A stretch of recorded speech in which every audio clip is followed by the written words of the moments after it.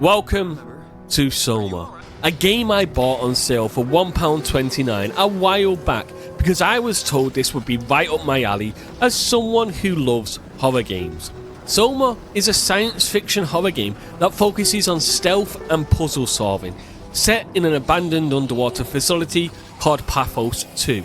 We play as Simon Jarrett, who isekai'd himself from 2015 to 2104. Now faced with robots who believe they're human, hostile creatures, and a rogue artificial intelligence who has been twisting both machine and biological life to its own twisted needs, while Simon uncovers the fate of humanity and what it truly means to be human. SOMA has 10 trophies, with 1 bronze and 9 silver, and only one of them are missable as the rest are story related.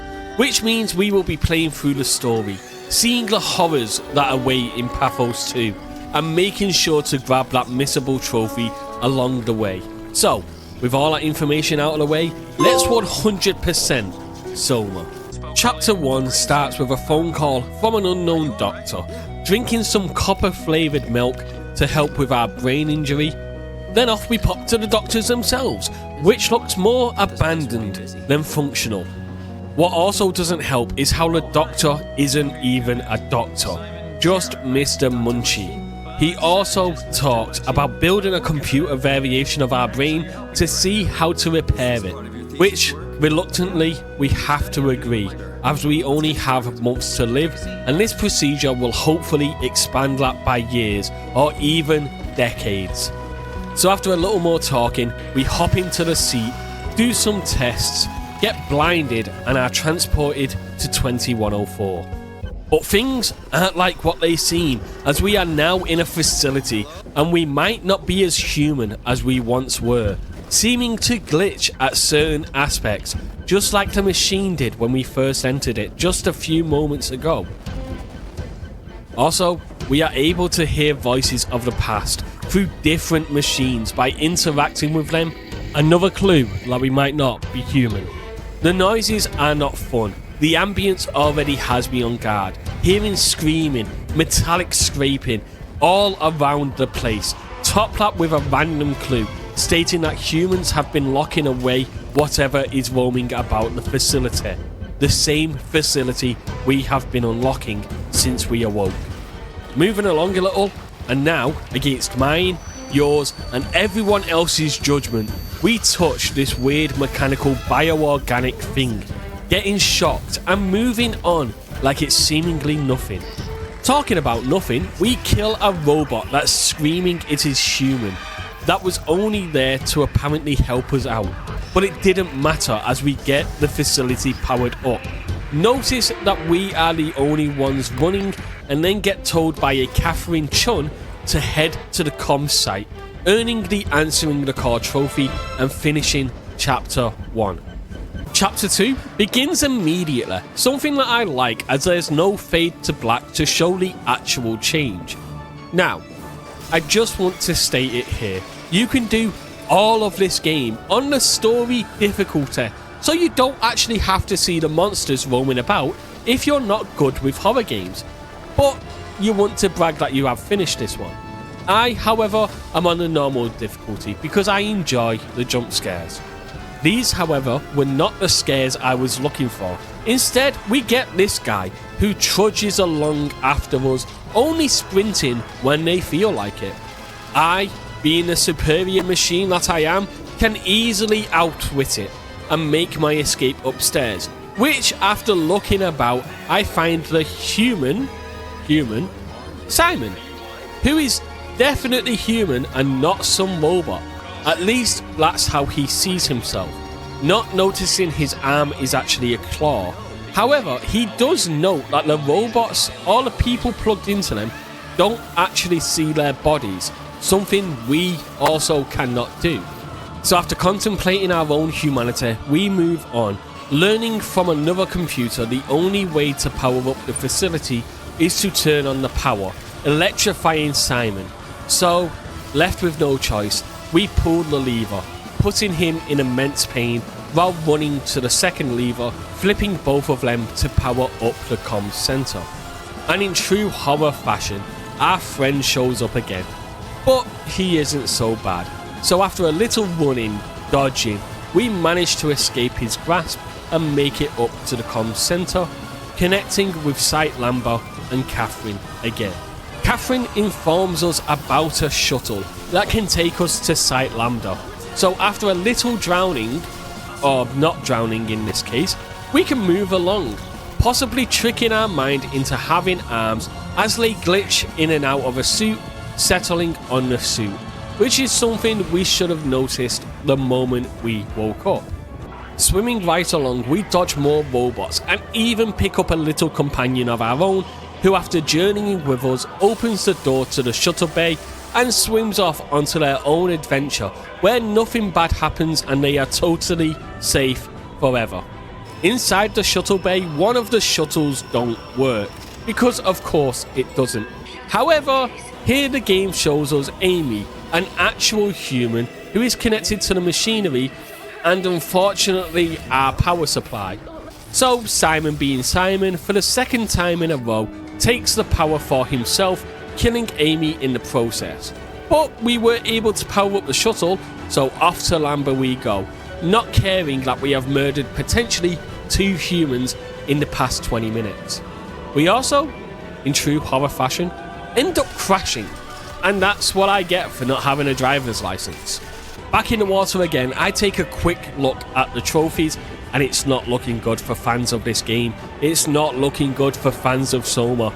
Only 52.5% of people ever made it out of Chapter 1. And what's even more shocking is that only 15.2% of people actually finished the game. Meaning that from Chapter 1, it just got harder and harder for people to compete. However, we will be a part of that as we go through the ocean again, opening up Lambert and earning the Chasing Catherine trophy, ending Chapter 2. Chapter 3 starts with us finding Catherine, who is a robot, but actually knows she is. She also points out that we are a walking, talking diving suit, which did make me chuckle a little. Deciding then and there to put her in our Omni tool. She is now our new companion, and we learn about the Ark, which is an artificial world with everybody's data stored on it, which was supposed to be sent into space after the world was ruined, but didn't make it because of what's happening to the facility right now. We also learn it is stored in Tau, which is at the opposite end of the complex and our end game goal now. After a lot of talking, we tried taking our defective escape vessel we discovered outside of Lambert, but to no avail. Instead, Catherine notifies us about another facility not too far from here that should possibly have more, so off we swim there.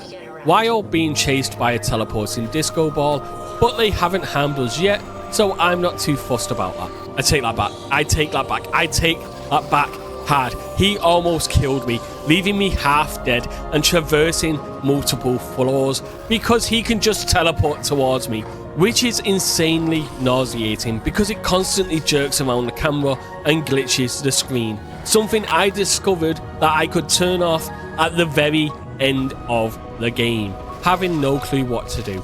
I accidentally started a reactor explosion that I actually didn't mean this time, and following the floor lights I luckily made it to the escape pod, and on my way to Theta we go, while learning that the AI is more like a cancer, infecting everything it touches and corrupting it, much like Catherine's chip. I'm serious, look at the Omni tool next time it appears on screen, so now I'm suspicious of her, possibly being this evil AI she is warning me about. But yet again, in true horror fashion, our escape pod crashes, yet there's no cause for alarm. We are saved by our little robot buddy, and upon climbing out of the escape pod, earn the stranded trophy, finishing Act 3 and my recording for the time being, as that chase sequence was not fun for the eyes.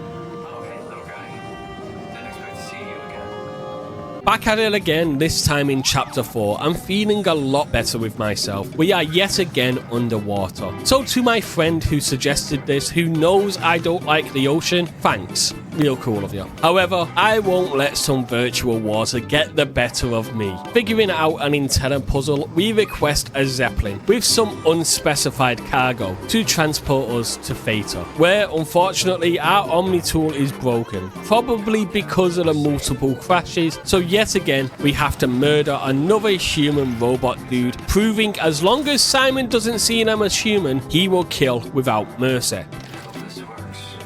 Also look, see, I told you, Catherine has that corruption on her chip. So while we take our trip to Theta, Simon has a crisis of identity. Because how can Simon be Simon, but also not Simon? It's a good puzzle to wrap your head around, so put yourself in his shoes for a second. Because if you have all of their memories and identity, can you call yourself the real one? Or a copy of the real one, considering you yourself feel real? Will it break you and make you think that the human version is the fake, considering you chose to take the operation while that one walks away from it? Although you're now in a robotic body, can you fully determine that what you're thinking or feeling is fake because someone else says your brain is tricking you? Is everything we are doing in this game just a pre-programmed route we have to take? Or does Robo Simon actually have free will and therefore is a real Simon in his own right, not a copied file as Catherine tries to make us believe? But with that, we dock and start our walk towards the facility, earning the Dumb Back trophy and bringing an end to chapter 4.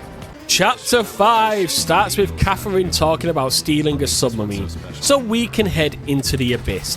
And she does answer a few questions about the Ark for us and how it is a Garden of Eden type scenario where everybody will be able to just live easily without the worry of death.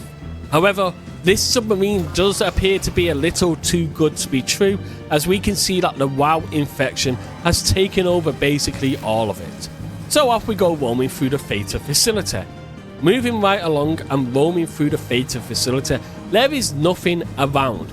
But we did find both Catherine's work area and the place where she scanned herself into the robot. That bears a striking resemblance to the one we used back in 2015. So how is the same device here, and how did she invent something that was already created 100 years ago? We also find ours and Munchie's data inside Catherine's lab, where she admits that her machine is based off Munchie's design. So why did she lie about not knowing who we are, but now she does suddenly know us? I don't trust her at all at this point.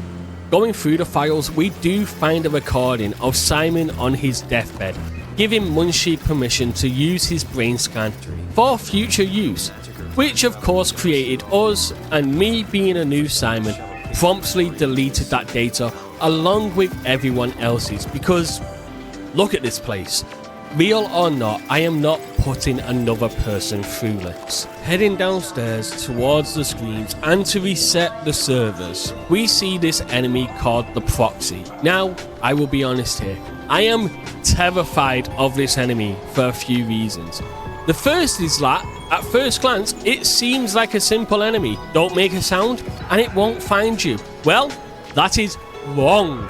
It isn't blind at all and it can see you. The second is that I thought because it shuffles around, it'll be slow moving. Also wrong, as I nearly had a heart attack when it started to sprint behind me. Third, and certainly not least, it has no arms but can still open doors. That part freaked me out even more because I thought I would be safe locking it in a room, which clearly I wasn't. Skillfully though, and totally not panicked because I am a calm individual, I did manage to escape back up to Catherine's lab, collecting some data chips and uploading some random person into it, basically forcing them into simulations to get the security cipher we need, in an almost psychological, torturous way, as we use their personal data against them and can reset them whenever we want until we find the information we need.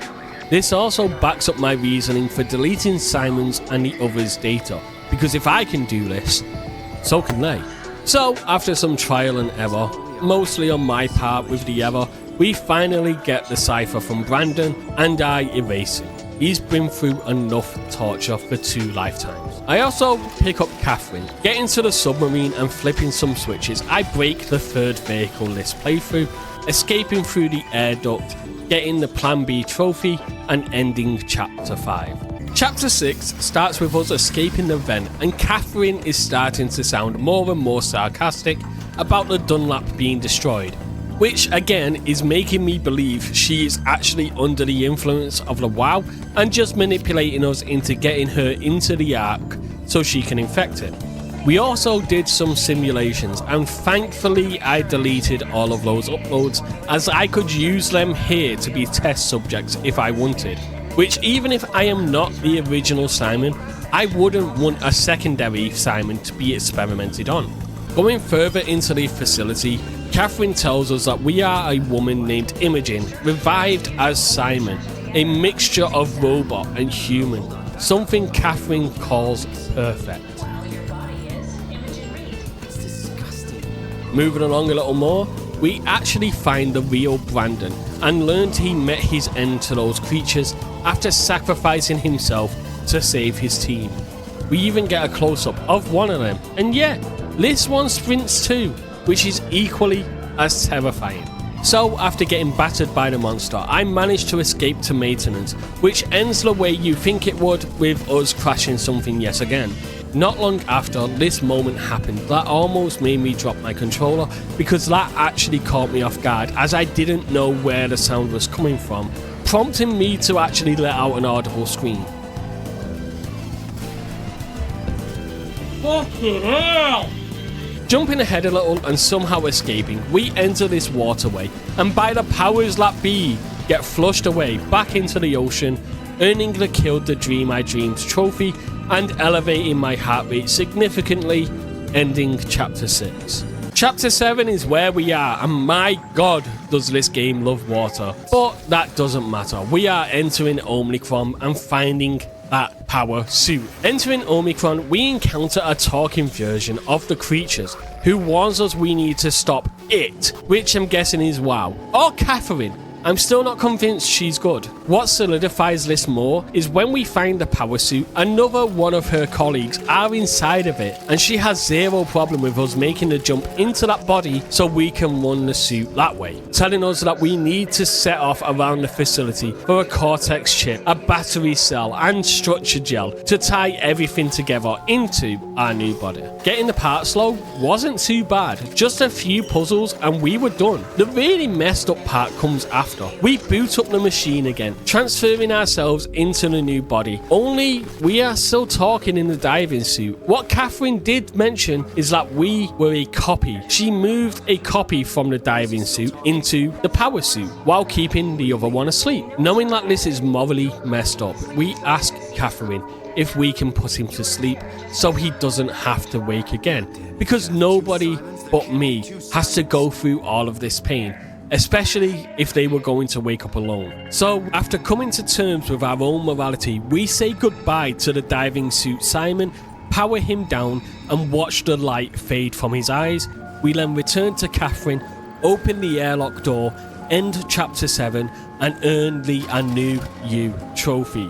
While contemplating just how many times this could have been done to Simon, Catherine explains that we are not a continuation of the diving suit Simon, but a copy of him, who himself is a copy of the original man from Toronto. And that's where an unsettling question arises. Has Catherine been truthful in claiming that we are the first, or in this case, the second copy of Simon? With his file preserved for over 100 years, there is no way to verify how many times it has been used, leaving us to either accept her explanation at face value or confront the possibility that Simon's identity has been used before. But we have no way of knowing, because if Simon has no way to know the truth, neither do we. Chapter 8 starts with us descending into the abyss to find Tao and another conversation about humanity and afterlife if there is one, and if me and diving suit Simon are allowed into heaven, or is that a one person per soul type scenario? Descending into the abyss, I don't have any words for what just happened, but what I do know is that this is where the only missable trophy in the game will be collected, but that's later on in the chapter.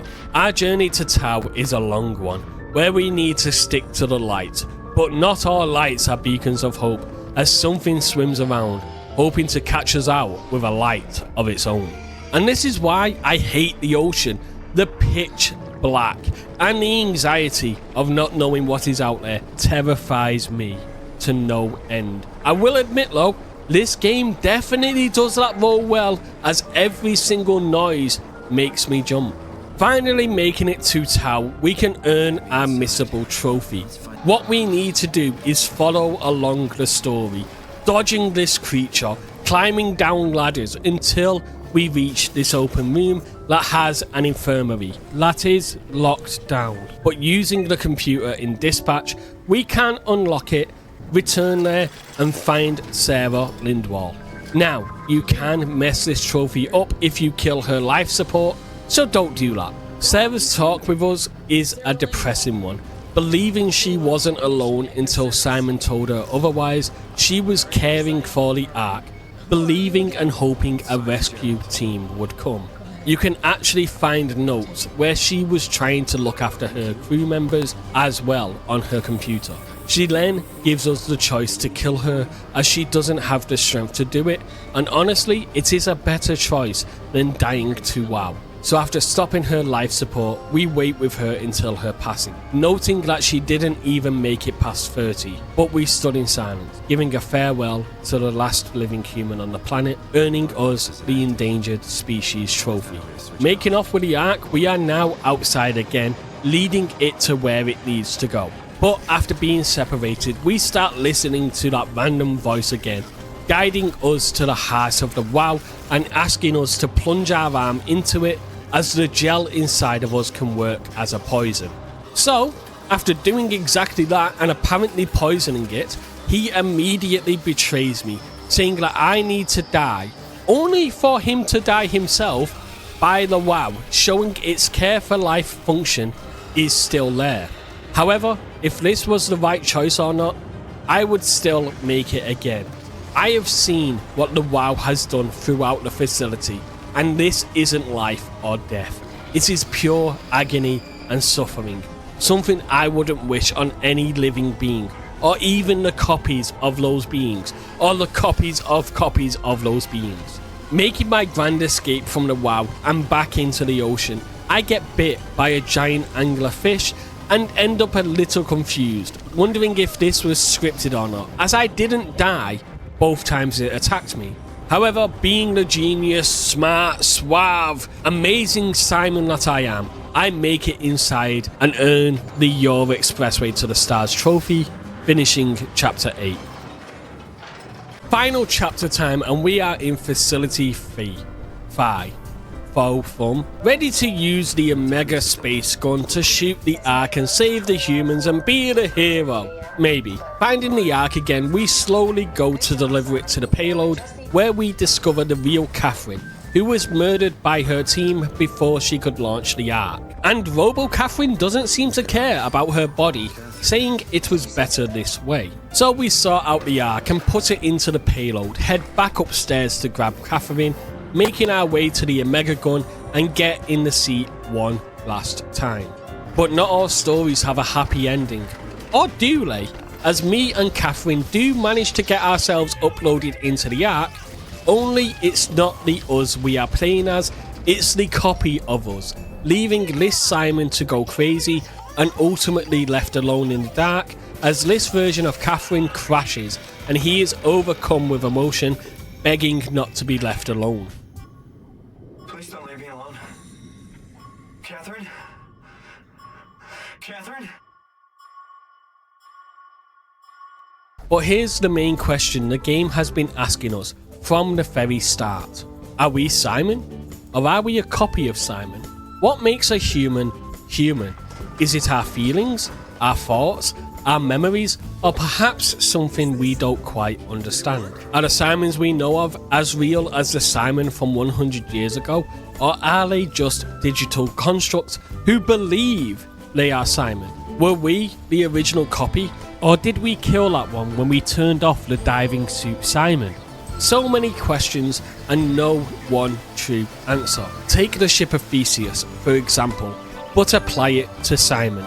If Simon's consciousness, thoughts and memories are all preserved like with the AI backup, but every body part is replaced, including the brain, is the person standing before us still Simon, or just a new entity who believes they are? Are they truly the same person, or has the original Simon been lost forever and we are just looking at a replica?